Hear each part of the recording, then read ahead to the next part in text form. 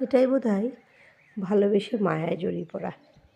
ভালোবেসে মায়ায় জড়িয়ে পড়া যে কী সাংঘাতিক, তা মানুষের সাথেই হোক বা গাছের সাথেই। আমি আজকে দেখাবো ইউফোরবিয়া মিলি। মাত্র একটা গাছ এনেছিলাম। ডালগুলো প্রুনিং করার পর ফেলে দিতে ইচ্ছাই করতো না। লাগিয়ে দেওয়ার ফলে এতগুলো গাছ আরও রয়েছে নিচের বাগানে। একটা বড় প্রজাতির, একটা ছোট প্রজাতির। প্রত্যেকটা ডালই আমার সাকসেস। কিছু দিয়েওছি মানুষকে, তারপরে নিজের কাছে রেখে টবের গোড়ায় গুজে দেওয়ার পরে তাদের রূপ। ওরাও তো আমায় ভরিয়ে দেয় প্রত্যাশার থেকে অনেক বেশি দিয়ে।